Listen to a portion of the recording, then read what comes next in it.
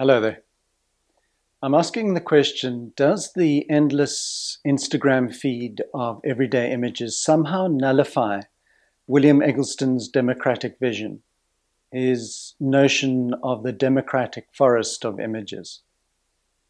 Also, is it true that because millions of people are posting pictures of everyday things, Eggleston's contribution to photography has somehow diminished? The short answer is no, and I could end the video there. But I'll use this comparison with the Instagram platform to investigate what elevates Eggleston's images into artworks. From some of the comments on my previous Eggleston video, I realize that there are some viewers who are not impressed by his work. So for those of you who think he's just an overhyped invention of John Sikowski, I'm going to do my best to convince you otherwise. And for those who are already converts, I hope that I can introduce new thoughts about his work, as well as show you images that are not often displayed. Another question that can be asked is whether Eggleston's work would be recognized in today's creative environment. I would say almost definitely not. In fact, the whole system is designed for a different purpose. But that's a different story, perhaps for another video. Imagine this. It's 1976 at the Museum of Modern Art in New York. Visitors walk into William Eggleston's first major show, and they're confronted with pictures of commonplace things, including a freezer stuffed with groceries. As we know, the reaction from the establishment critics of the time was shock and horror that pictures so banal as this could make it onto the walls of this hallowed institution. Today, if an unknown Eggleston got himself an Instagram account and started posting these pictures, he would probably only win a like or two from his close friends.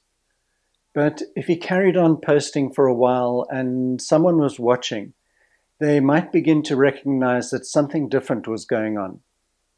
As Dylan sang in Ballad of a Thin Man, you know something's happening, but you don't know what it is. I did an internet search on the best photographic Instagram accounts, avoiding really well-known photographers. I just wanted to find pictures of everyday scenes that had been produced in an arty, creative manner. And you can see these pictures have something going for them. The photographer has applied an aesthetic, and the pictures are eye-catching. Eggleston said that everything is photographable, and nothing is more important than anything else. So then, why don't these pictures within Instagram feeds hold more weight? There are a number of reasons. The algorithm-driven platforms reward those who draw the biggest audiences.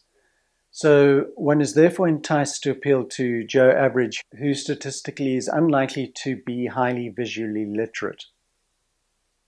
Social media is a performative space, requiring an ongoing act of self-presentation. The platform's format encourages rapid sharing and superficial engagement rather than any form of nuanced exploration. Eggleston's images, on the other hand, are self-contained creations that command attention on an individual level, while at the same time his whole body of work reinforces a consistent vision. This Instagram picture on first glance has a similar outward feel to many of Eggleston's pictures. The red color has been nicely seen, but the sign in the center of the frame is the dominant message that we are being asked to focus on. We are being invited to directly interact with the wording, as well as with the humorous juxtaposition with the burger joint sign. In contrast, Eggleston's pictures are almost always open-ended, and he invites ambiguity. There isn't a clear message to be deciphered from his work. He's just communicating the pleasure that he gets from seeing and making a photograph of something that he's curious about. In these two Eggleston pictures, all he's trying to say is, hey, look at these visual elements and how they play off each other, and in turn, how this fusion excites our minds. In this shot, what the signage says is irrelevant. It provides compositional layering and adds to a visual play of color. This Instagram photographer takes very moody, ethereal pictures, and she does it really well. She's got 1.3 million followers. Moody effects and color palette filters are now available at the touch of a button, whereas Egleston is acutely aware of how colors play off each other and hold a composition. These two images wouldn't have worked if the palettes weren't seductive. He's saying, take a look at these decadently enticing scenes. This Instagram guy from Alaska sometimes ventures into semi-Eggleston territory, but notice when these pictures appear next to other generalized images within the feed, they become reduced to novelty experiments. The pictures are shot in the style of Eggleston, but it's a borrowed aesthetic that has been used to make the images a little bit more appealing to their viewers. This type of communication is probably better described as an echo rather than a statement. Instagram culture has actually amplified borrowed aesthetics, and the result is generally homogeneity rather than innovation or authenticity. I'm not knocking any of these photographers or their accounts. They're performing way better than any of mine. What I'm drawing attention to is the difference in the depth of engagement with a particular way of seeing. Basically, Eggleston has pretty much done the same thing photographically for his whole life. He goes out into the world, looks at stuff, and through his practice of photography, creates pictures that have a certain feel.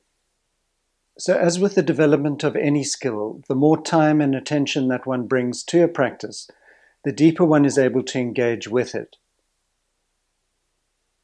We have no idea of how the various parts of our conscious and unconscious interact within the creative process, but profound involvement and focus is often what's required. What we get when we look at Eggleston's work is something that is uniquely related to him, who he is as a person, all of his influences, and how he relates to the world. When he snaps the shutter, he's bringing all of himself to the photograph. His act of magic emerges from being able to charge the ordinary with substance. He can come across as being extremely nonchalant about his work, but he's certainly not indifferent about what he presents to the world. He has an exacting approach to color printing because he views the print as the final work of art, not just a reproduction of what the camera saw. His printing method ensures that every tonal nuance carries weight. Shadows, highlights, and saturated fields of color are carefully tuned. He's notoriously hard to please when it comes to the production of his dye transfer prints. His belief wasn't that every picture within the democratic forest is equal, but that everything within the forest has the potential to be transformed through photography into something beautiful, particularly through his photography. Apart from Robert Frank and Lee Friedlander, Eggleston isn't impressed by most photographers. He famously said, "The only pictures I like are the ones that I've taken." But I love them, each one. I've said it before. I really love looking at my own work. And I do not enjoy generally looking at other people's works. There are exceptions like Lee Friedlander. But they don't grow on trees. Eggleston doesn't bother trying to explain why his pictures work or analyze them. You either like them or you don't. This confidence, or some might say arrogance, probably stems from being born into wealth. He never felt the financial pressure of needing to convince anyone about the value of his work. The short-term rewards of leaning into novelty on Instagram robs photographers of deep engagement. I'm not a Richard Prince fan, but his Instagram art series is quite revealing. He took screenshots of full Instagram pages, enlarged them, and presented them as his art. His argument regarding originality is that he had recontextualized the pictures by conceptually shifting them from being social media components into conceptual art objects. Some of the images that he chose may be considered to be individually strong, but part of his statement is that their utility is chiefly limited to the social media space, and therefore, to an extent, they are just noise. Some of Prince's appropriated Instagram works have been sold for around $100,000. He would argue that the added value stems from his concept and his standing as an artist. I think if Prince tried to do something similar with a batch of Egleston pictures, even if he was an unknown, he would have to contend with a quality that could be termed Egglestonness. Trying to add a conceptual layer on top of something that already holds resonance, I think would fall flat. Since the time of the 1976 MoMA exhibition, the idea of photographing everyday things has definitely lost its novelty power. Eggleston's aesthetic has been copied, expanded upon, and has even inspired great movie directors. But today's work still resonates on a level that, for me, can be described as a sophisticated visual poetry. The images impact one on a sensory level. Even beyond the nostalgia aspect, one can't help savoring the rich colors and textures. I feel that looking at his books is an indulgent experience, a bit like listening to one's favorite music while sipping coffee in the sun. I'll end with Talking Heads singer David Byrne speaking quite eloquently about Eggleston's work. Thanks for watching, and I'll see you next time.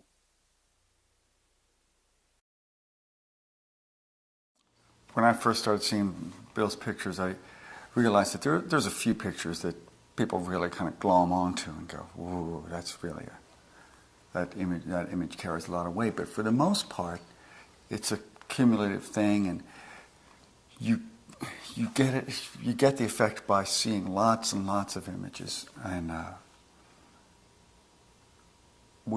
it's kind of like there's for a lot of people, they have a problem with that. They wonder, where's the masterpiece? Where's the great paintings or the great pictures that this is how we're used to thinking of things. And I think with Bill, there's great pictures, but there's more than that. There's like this, the depth is in kind of just, as you look at more stuff, you start to see things a little bit the way he sees things. You see, look what he's looking at here. Look what he's looking at here, and now here, and this, and that, and you start to see things a little bit the way he does, which you can't just do that with one picture.